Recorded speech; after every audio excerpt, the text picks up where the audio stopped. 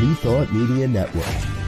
We are a global broadcast network of positive music, media, and entertainment, inspiring humanity's evolution along the journey of enlightenment and creating a world of love, peace, empowerment, and prosperity for all. New Thought Media Network. Positively inspiring.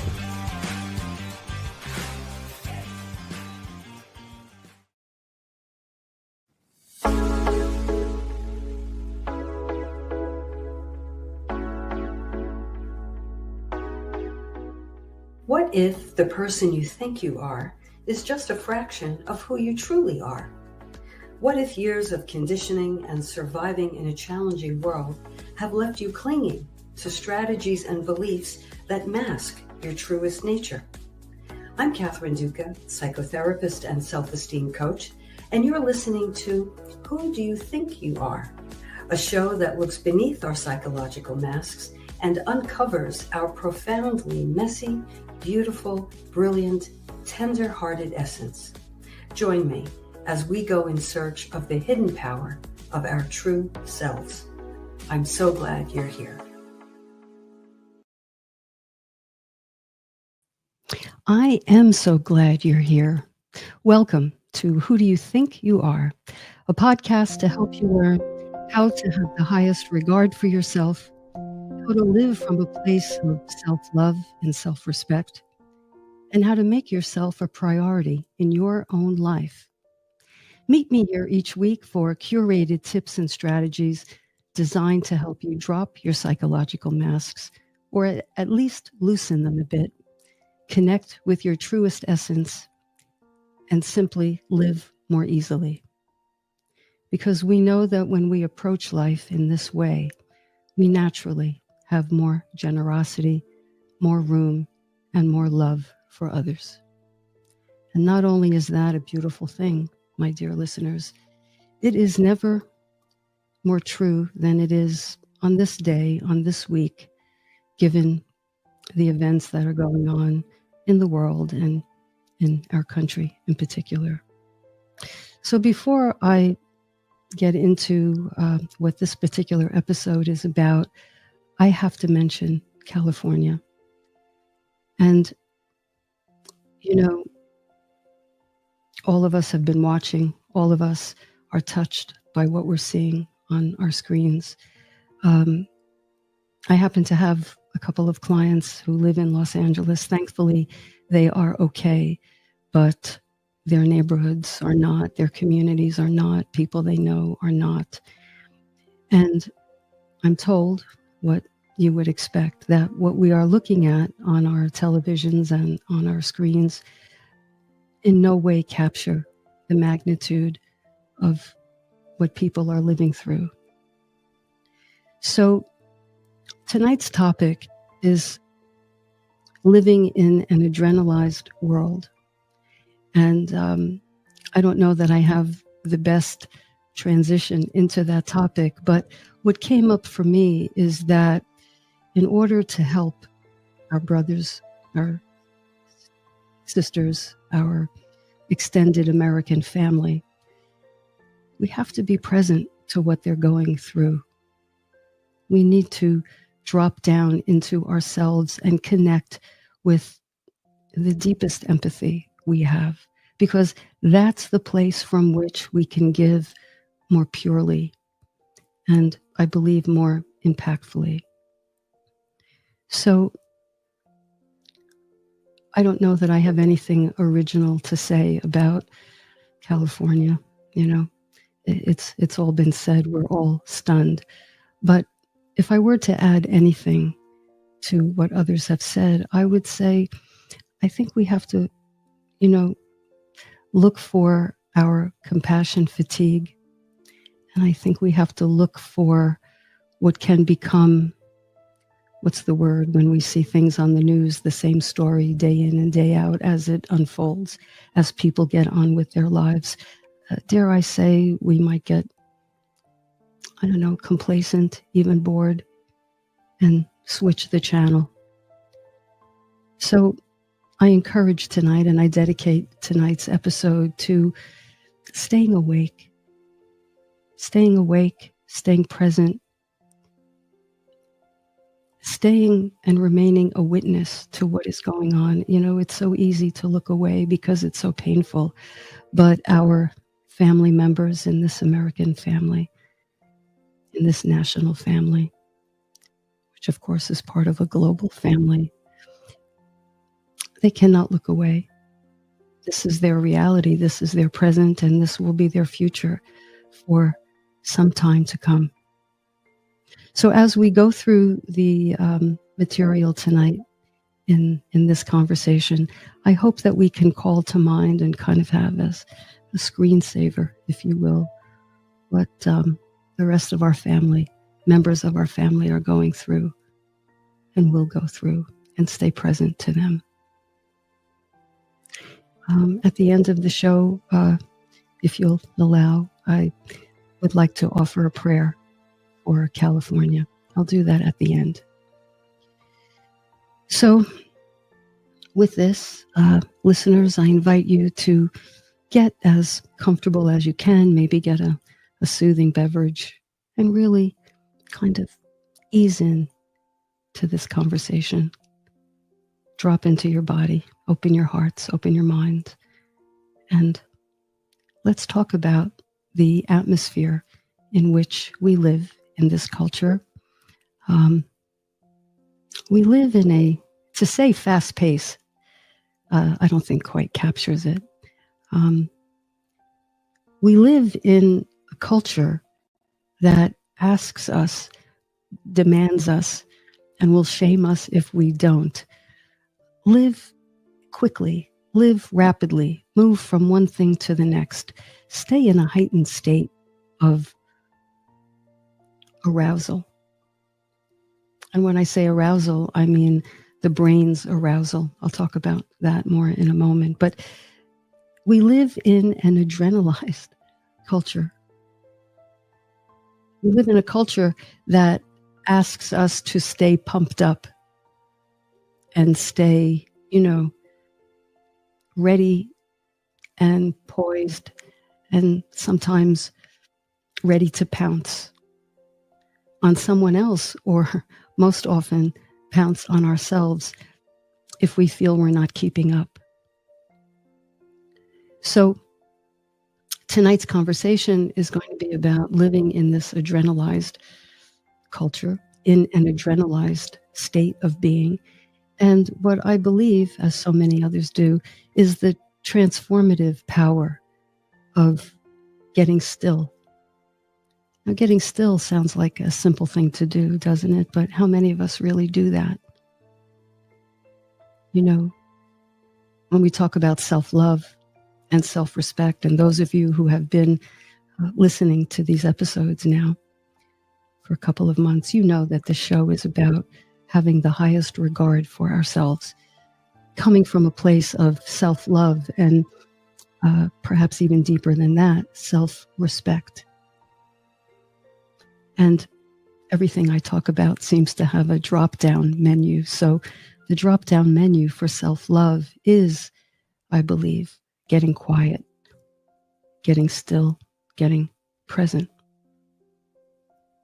But we live in an atmosphere where we're bombarded with messages and images and expectations of doing more, going places faster, moving from one thing to the next, always staying in motion.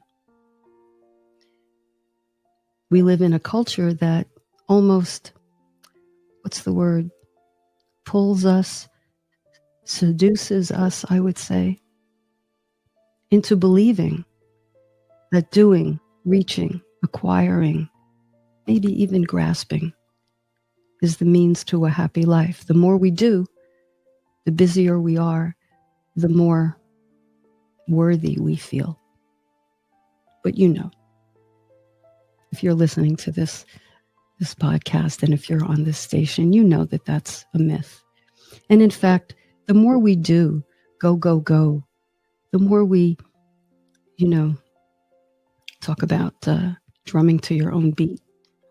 The more we drum to the beat of society that will have us running at a pace that may be too fast for our own well-being, we know the more we do that, we actually disconnect from our deeper selves.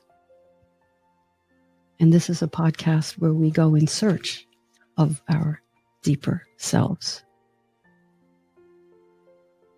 So, living an adrenalized life will have us stuck in a perpetual state of go, constantly pushing ourselves to perform, to produce, and keep pace with other people.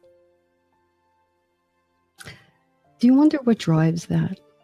I think it's really multi-layered. If we look around us, the environment around us, there are so many things to be on high alert about.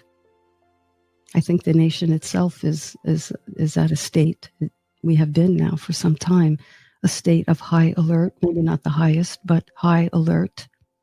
If you see something, say something. The random acts of violence that we've witnessed lately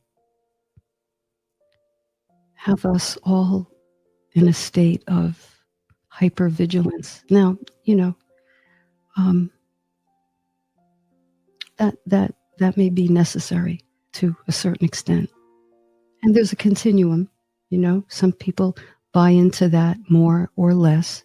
But I'm going to say for tonight, I think the bell curve, basing this on people I know and on many of my clients, based on the bell curve, I think many people feel a gnawing sense, a background sense of dis-ease, of irritation, looking over our shoulders. Or, and you know this as well, when that gets to be too much, we just look the other way. We numb out. We use all manner of substances or activities or relationships or behaviors to anesthetize that anxiety. At best, it's a low level degree of anxiety at best. And for many, there's a spike. So there's what's happening in the collective that puts us on high alert, that has us amped up. And then there's what's happening in our own lives. And then there is witnessing, as I just mentioned, witnessing the suffering of others. And so if in your life you're dealing with something, and who isn't, I invite you to be aware of how hypervigilant your own issues are making you relate to yourself. Let me say that again. I don't know that came out the way I heard it in my head. Depending on what's going on in our own lives, we, I think, would do well to take an aerial view and be mindful of where all the stressors are coming from, the external, the collective stressors, and the stressors in our own lives, with our own experiences and the experiences of people we care about. So this adrenaline thing is multi-layered. Now, an interesting thing happens when we feel biologically and physiologically aroused. Something happens in the brain. When we're hypervigilant, many of you know this, we automatically go into a survival mode. We go into fight or flight or freeze. There are others as well, but those are the main: fight, flight, or freeze. We're preparing ourselves. We're preparing ourselves to deal with a threat. And sometimes the threat is the way we feel about our own selves. Sometimes the threat is, I don't feel good enough. Oh, I made that mistake. Oh, I looked kind of stupid there. Oh, they're judging me. And when we become our own critic and speak to ourselves harshly, we place ourselves, there are different aspects of our consciousness, and we place ourselves under attack, under threat of our own judgment. So that is the deepest, I believe, most fundamental hypervigilance that we have. It's with our own self. Zooming out, we have a hypervigilance of world events. But beyond that, in our everyday life, no matter what's on the news, we have the hypervigilance of comparing ourselves with other people. How many of us do that? I mean, I'm guilty of that myself, even though I, talk to myself. I'll be talking to myself until I take my last breath, I'm sure. Because life is life, and I'm wired the way I'm wired, and, it requires constant work. But I think it's a wonderful work, and it's a gentle work, and self-supportive and self-enhancing. So that's what I mean when I say work. A colleague of mine, Jean Montricelli, calls it comparanoia. Isn't that a great term? When we compare ourselves to others and we fall short, and sometimes we're on the other side of the coin, and we feel like we can feel superior in this realm of comparanoia, because somebody's got to be up and somebody has to be down. We would say it feels better to be up. But you know what? It's two sides of the same coin, isn't it? So the best thing we can do, I think, rather than chase happiness, it's really the illusion of happiness, because as anyone knows, you get something, you get somewhere, you get the relationship, you achieve the milestone, and what happens? It feels wonderful for some time. But then the sparkle wears off, and we rededicate ourselves to chasing the next thing. Some of us chase multiple things simultaneously. Think of the pressure. If we just allow ourselves to engage the chase and wake up each morning and just go into it and wring our hands because somebody has more followers or more likes, we're really just perpetuating the engine that drives this internal dis-ease and an adrenaline state of being, right? And when we're in that fight or flight, the hormones, the chemicals flow, that's a survival technique. We know that. We can thank evolution for that. And frankly, we're here today because our ancestors were hypervigilant, and they looked all around, and they had to maintain their place in the tribe. And if under attack by an animal or an adversarial tribe, they went to battle. And when you go to battle, you need all these chemicals. You need adrenaline. You need cortisol, norepinephrine, on and on. You need these. Things happen. It's so interesting, really. Clients tell me often, they basically say the same thing in almost the same words. I was in that situation. My boss was talking to me in a certain way, or my partner or a friend or somebody talking to me in a certain way. And I didn't have a comeback. I went blank. Has that ever happened to you? I went blank. Well, going blank really has a basis in our physiology. What happens is the part of the brain that's responsible for executive reasoning literally goes offline. The blood leaves that part of the brain. It redistributes itself elsewhere, in our limbs so we can lunge, in our legs so we can run. Our digestion gets shut down because, who needs lunch when you're being chased by a wild boar or a mad boss? So we're here because people did that along the way. But They didn't live in a world where the threat level was orange. You know, they didn't have all the things that we see on the news that we know is happening in the world.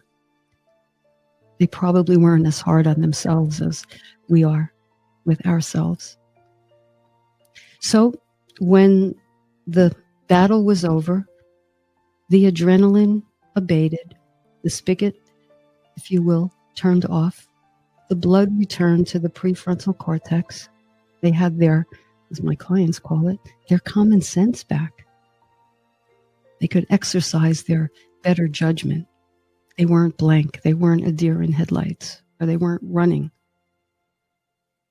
But living in this culture with all the things I mentioned, the spigot is on most of the time. For some people, it's on literally all the time. And even in their dreams, they're anxious.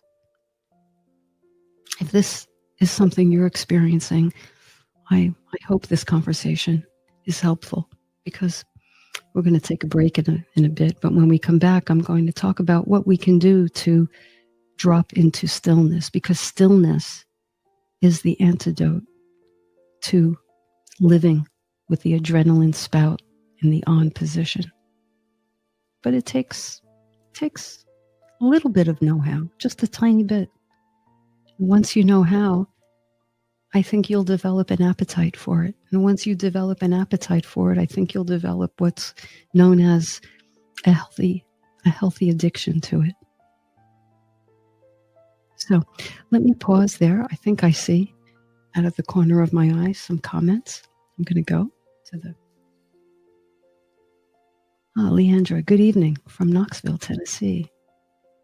Yes, I think it's about finding balance, absolutely finding balance, because the idea is not to turn a blind eye to these realities. I mean, we can't do that, but it is not to tip our psychological, emotional, spiritual scales so far in that direction that it costs us our own mindfulness, our own relationship with ourselves. So, Leandra, you're absolutely right. Balance is the word. Tammy. Welcome, Tammy. Good to see you. Good to see you. Dawn. Oh, Dawn has two parts here. Dawn, part one. Thank you, Dawn. We're so used to the chase, the comparing, the stressors of daily living. We don't realize it's not healthy. It's not how it was meant to be. That's why discussions like this bring awareness. I certainly hope so, Dawn. And part two. And give opportunities to make different choices, develop practices to ameliorate the daily stress accumulation. So true, because what I would call that is, what is mindfulness? I mean, we use that term all the time. It's a beautiful term. I love that term, mindful. Now, sometimes our mind is too full. I'm not talking about that, but being mindful. I look at it as taking an aerial view of how we are living. A 30,000-foot view of where our attention is going. Because where our attention is going, we get more of. If we place our attention in an anxious place all of the time without, as Leandra says, balance, not good. Hormones, chemicals, flooding. And by the way, that just isn't a phenomenon in isolation when these chemicals course through our bodies. Those chemicals course through every part of our bodies, our organs. So imagine every thought, what is a thought? A thought is, I think in neurological terms, a thought is an impulse. And it manifests as visuals, as images, pictures in our mind. But really, in terms of brain science, what I know of it, which is just admittedly just the basics, but I know this much, that those impulses are carried along an electrical system in our body. That's why the defibrillator, boom, electricity to our heart. So think about if we're having calm, mindful, balanced, way of being with ourselves. What are we transmitting to the rest of our body? Calmness, equanimity, balance versus chaos, fear, terror, anxiety. So it's not about making those experiences disappear. How can we? It's about being aware and being mindful and appropriating our energy accordingly. Right? So with that as the backdrop, I thank my, one more, Still Bill. I just want to say, Still Bill, it looks like you are keeping your commitment to yourself, your promise to yourself from last week. Bill said his promise to himself is to tune in every week. Nice going, Bill. And of course, I am honored. Be still and know that I am God. It actually works when you realize that God's got your back no matter what happens. I can only put a punctuation mark on that, Bill. Whatever our religious beliefs may be, those of us who believe in a higher power, those of us who believe in universal forces, something bigger than ourselves, understand that each of us is a microcosm of that, and the divine lives in each of us. Think about that. Think about that. The divine lives in each of us. We are one with the divine. And so we are not only loved, but according to that, we are love. We are love embodied. We go out our door, we are love. We speak to someone, we are love. And depending upon how connected or not we are to the source of love within, that will dictate how we interact, what we give, and what we receive. It's a beautiful concept, isn't it? I almost said complex. I think I did say complex. Well, some of this is complex as well. Multi-layered, not black or white. Last week, by the way, we talked about all or nothing, black or white. So, with all of this as a backdrop, let's go to a break. Let's stay connected to each of us as we do. When we come back, I'll talk about what we can do to cultivate stillness within or to reach stillness within. It doesn't involve a lot of striving. It actually involves allowing. So we'll talk about that. If there's time, I will answer a question that came in and the rest of your comments. So you're listening to Who Do You Think You Are on New Thought Media Network. Please help us say thank you to our organizational sponsors, including the Hefferland Foundation, Affiliated New Thought Network, International New Thought Alliance, Science of Mind Archives and Library Foundation, Center for Spiritual Living Denver, Center for Spiritual Living Midtown, New Thought Philadelphia, Planned Happiness Institute, Summit Center for Spiritual Living, One Heart Retreats, Center for Spiritual Living on the Lake, Unity Kitchener, Unity Spiritual Center Ottawa, Om Center for Spiritual Living, Satya Center, Begin Within Ministries, Center for Spiritual Living North Jersey, Unity of Savannah, and the Center for Spiritual Living Seattle, as well as all of our individual donors. Thank you for being part of the New Thought Media Network. Please like, share, and subscribe. New Thought Media Network, positively inspiring.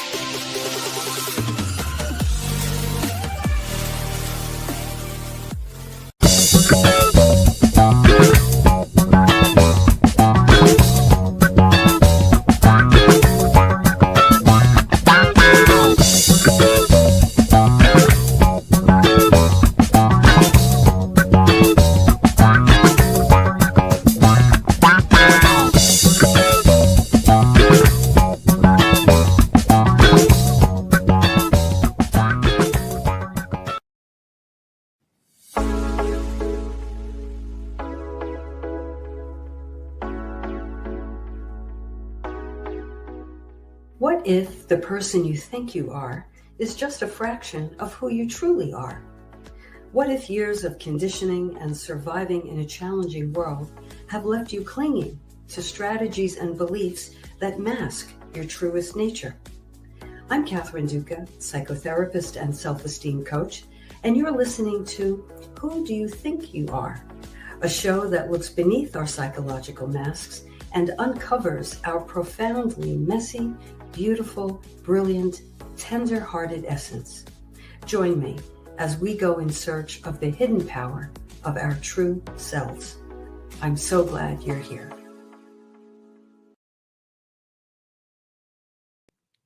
Welcome back. If you're just joining us, I'm Catherine Duca, host of Who Do You Think You Are? Psychotherapist and self-esteem coach. And tonight's conversation is about leading an adrenalized life and the art and the invitation to become still and become quiet and the transformative power of that. So I said that the pitfalls of living a life in which we're constantly on the go, the pedal is pressed to the metal, do, on to the next thing, never stand still.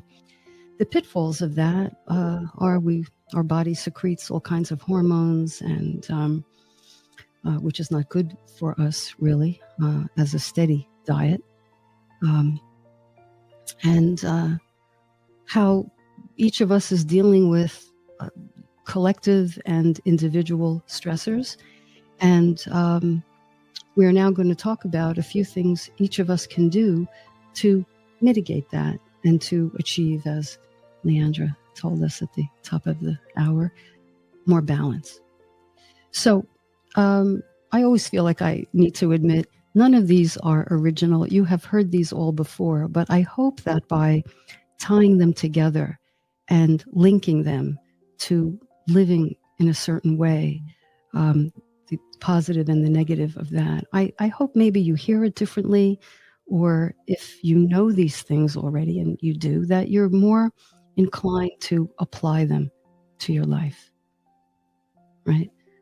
You know, the longest distance is from here to here, from the head to the heart. Most of us know what to do, but actually doing it and having an experience is a different matter altogether. You know, I remember years ago, I wanted to, get my body in better shape. So in those days, I bought all the Jane Fonda tapes, right? And I watched each of them, but I didn't, nothing happened to my body. Okay. So you get the idea.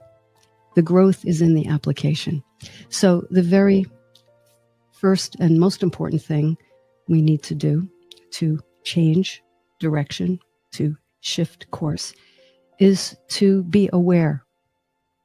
Just be aware that we might be living on this track, go, do, acquire, because that'll make me happy until I get the next thing, then that'll make me happy. Oh, gee, I'm left behind. Everyone else is passing me up. Oh, it's too much. Let me shut that experience down by using something, right? So being aware, taking that aerial view, as I said, and going from living on autopilot to living more mindfully. That's step number one, most important.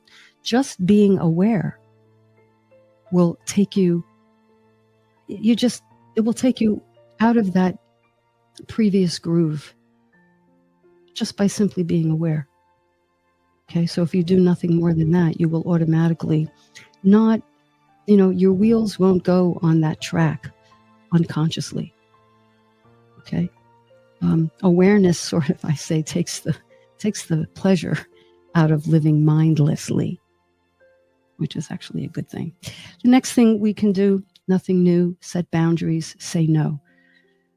So many of us say yes because in this culture we want to feel connected. Now, feeling connected, I have to say, connected in lowercase, because in the age of social media where people have friends but no real connection, but the fear of missing out will have us thinking we're connected.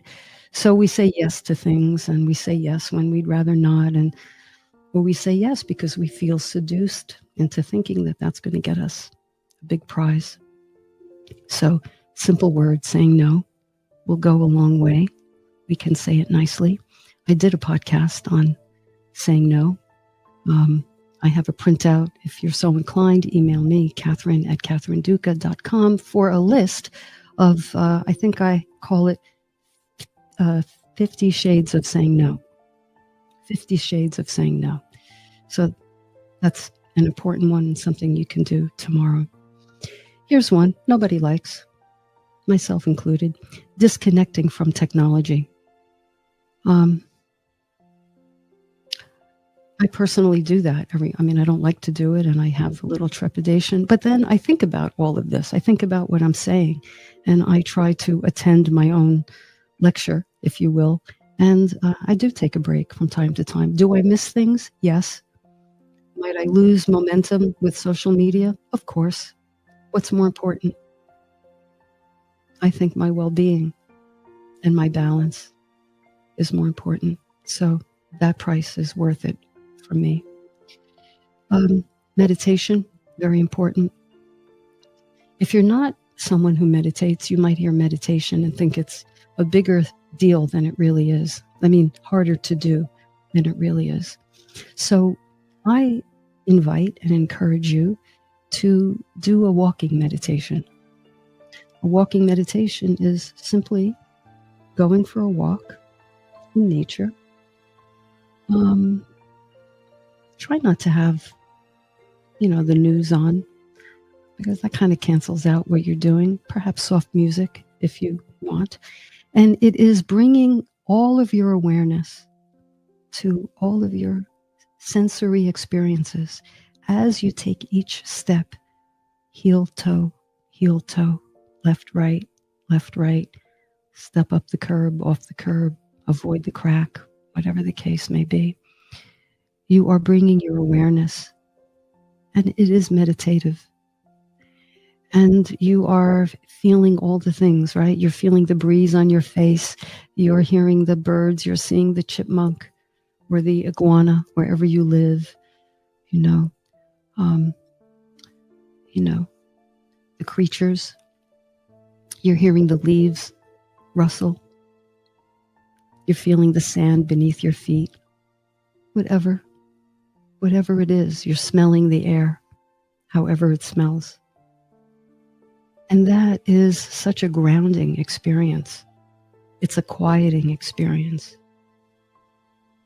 And it brings us on that elevator down into the depths of who we really are.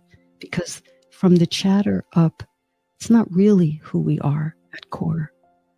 From the chatter up is who we are as survivors. But from the chatter down, when we listen, that's who we really are. And then lastly, breathing. Most of us are probably breathing right now, but the kind of breathing I'm talking about is, it's called something. I can't think of the name right now. There is square breathing. Inhale for 4, hold for 4, exhale for 4. There's another kind of breathing where you inhale as best you can. And just when you think you can't take in any more air, you see if you can take in a little bit more. And then exhale. And if you can, exhale with a sound. Exhale with a sigh. Kind of, as prolonged as it needs to be. That will go a long way toward calming your nervous system and helping you to get still and get quiet and get centered and grounded and all those things. And that's a whole other world. And then when we do that and we live there for a while, when we exit that place and take the elevator back up and the doors open into this thing called our daily lives, our communities, we're sitting in traffic, we're on a long line, whatever the case may be, we bring that stillness with us and that groundedness with us. We're less likely to feel impatient. We're less likely to pounce. We're more likely to connect with anyone around us, offer a kind word, we're more likely to give from that place. And in that place, it isn't giving to get. It is not transactional. From that place, there is a wellspring of that which we are, which is love. So there you have it. Aerial view, off of autopilot, into awareness. Saying one of the most powerful words we can. No, you can say it nicely. Set boundaries, disconnect from technology, meditate a bit. Honestly, 3 minutes. 3 minutes a day. It's the act of doing it. It's not necessarily the time. And breathing. So, listeners, with that, let me see if there's any. Oh, Lori, welcome, Lori. The aerial view and living more mindfully. Yes, it all starts with awareness, doesn't it though? Doesn't it though? And awareness feels good. I'm going to correct myself. Or add to it. Oh, awareness feels good. Why? Because it involves self-mastery. It involves courage. It involves presence. But awareness and awakening and looking at what's really going on around us and within us might not be a walk in the park. It might be painful. It might be painful. It will be painful. I say, if you're awake and you're not in some level of pain, I don't know. You can't be awake and not be in some level of pain because there's too much going on to not feel something. So, with that, looking at the time, I think I can get a question in. So let me check the chat. Okay, I hope everybody's with me. And I hope at this point in the conversation, you're feeling more peaceful, more grounded in yourself, more here and now. So I got a question from Natalie. Natalie says, I'm worried that if I slow down and prioritize my well-being, I'll fall behind and miss out on opportunities. How can I trust that taking care of myself won't sabotage my success? I'm worried that if I slow down and prioritize myself, I'll fall behind and miss out on opportunities. How can I trust that taking care of myself won't sabotage my success? Well, I completely understand that fear. And I'm not going to say you won't miss out on something. I'm not going to say that. You may. But the idea is, what will you gain? What will you gain? And if you ask yourself, are you on some sort of chasey chase? Ask yourself, where has that led? Where has that led you? To fulfillment? Doesn't exactly sound like it. So think about what you get in exchange. You know, when we overextend ourselves in the pursuit of happiness, happiness has more to do with allowing than pursuing. We oftentimes run ourselves into the ground. We are on E.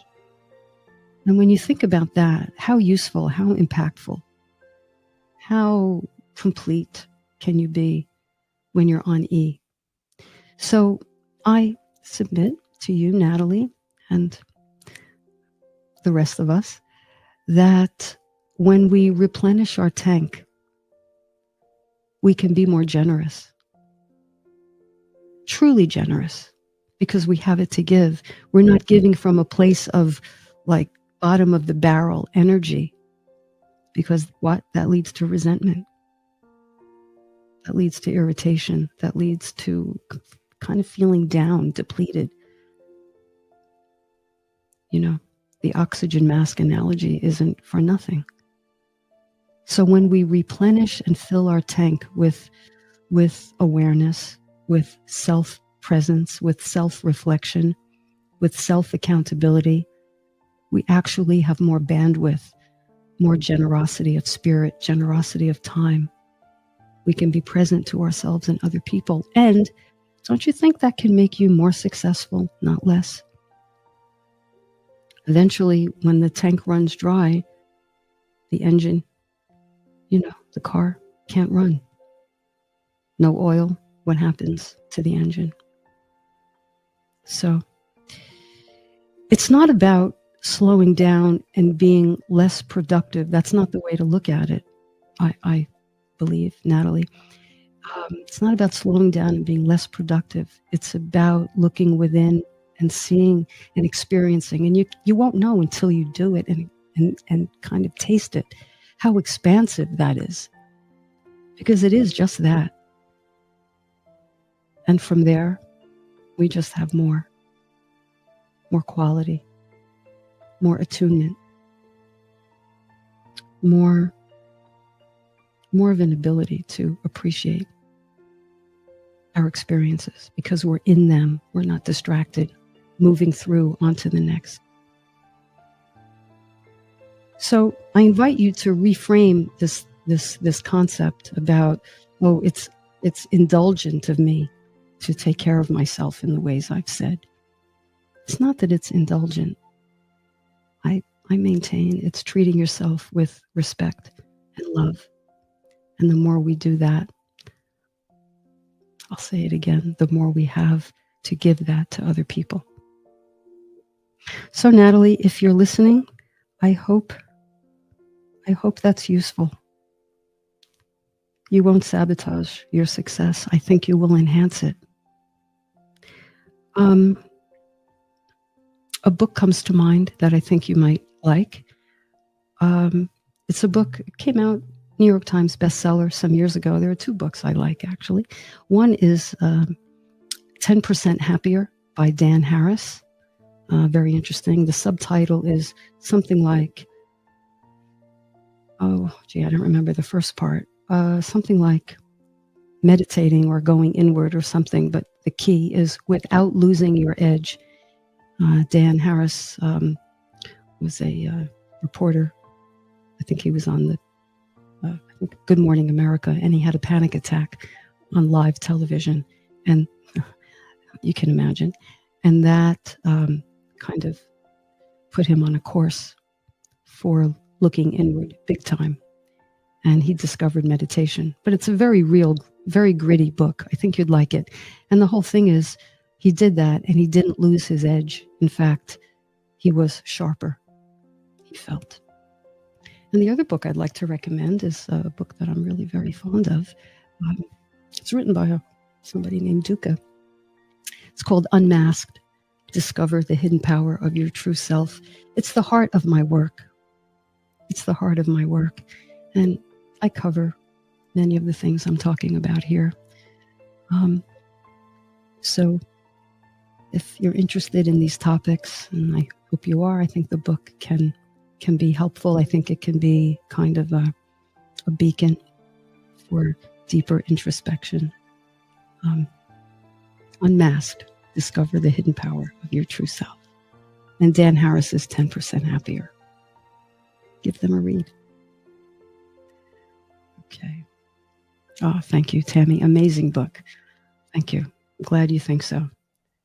Patricia, I think I missed you before. With every opportunity we let go, there is another one there that we likely want more.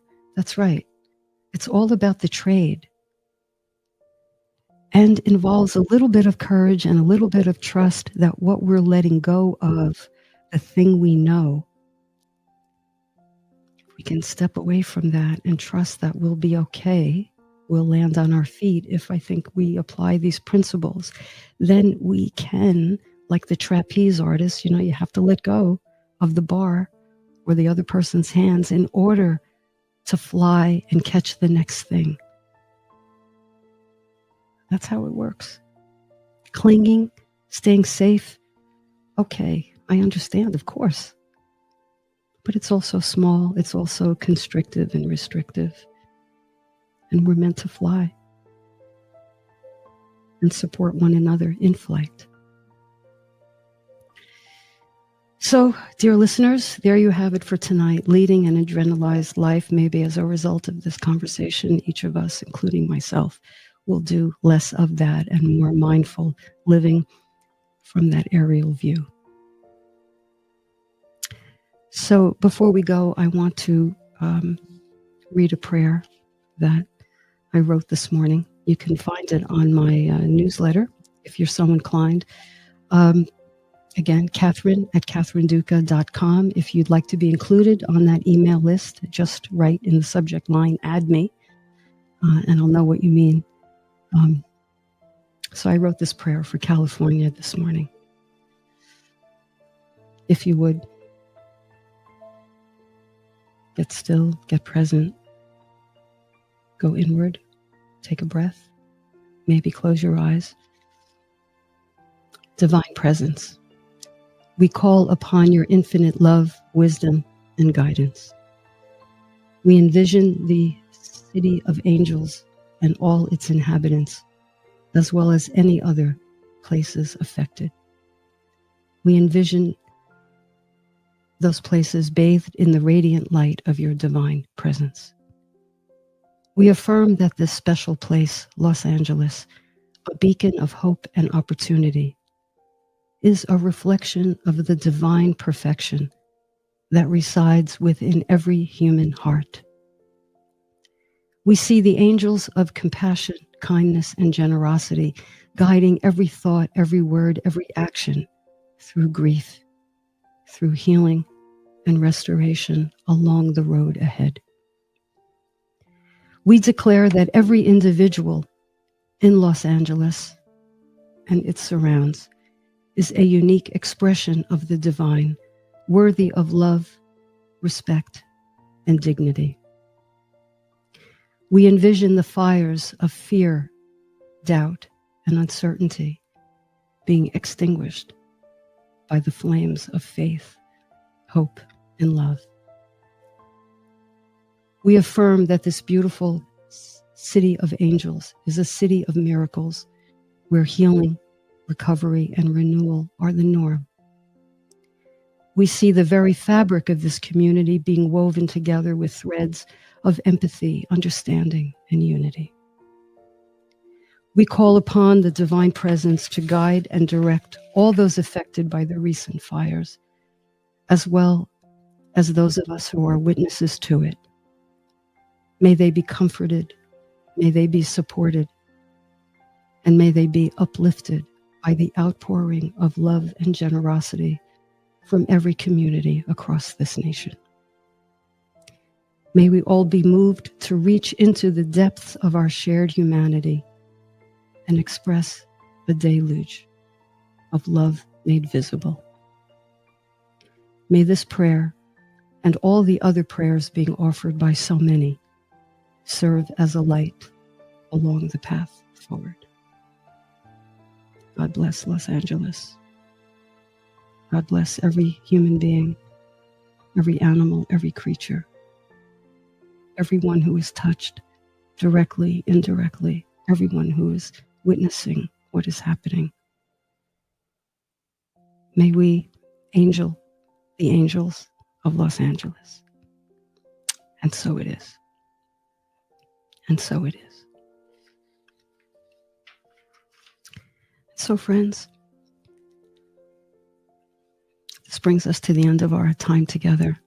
I'm so glad you're here with me. You honor me. It's a pleasure to be in your earbuds. I know it's late, and I know it's a Sunday night, and I know all the things that you have to do, and that you spend this time with me touches me deeply. I say that to those on tonight listening, and to those who may listen in the future. I feel a connection to all of you, and I take you with me this week. So with that, I wish each of you well. As I say, if you're worried, if there's something weighing heavily on your mind and your heart tonight, at this hour, put it on a shelf. Let it go just for tonight. It will be there in the morning, I promise. But maybe you'll see it differently. Maybe you'll have a dream. maybe drifting off, you'll have an image, something will come to you, and you'll see that problem differently in the morning. Regardless, for tonight, let yourself sleep, let yourself drift, surrender to a beautiful slumber. I'll take you with me. I would be honored if you would do the same. Until next week, I'm Catherine Duca. You're listening to Who Do You Think You Are on New Thought Media Network. Good night.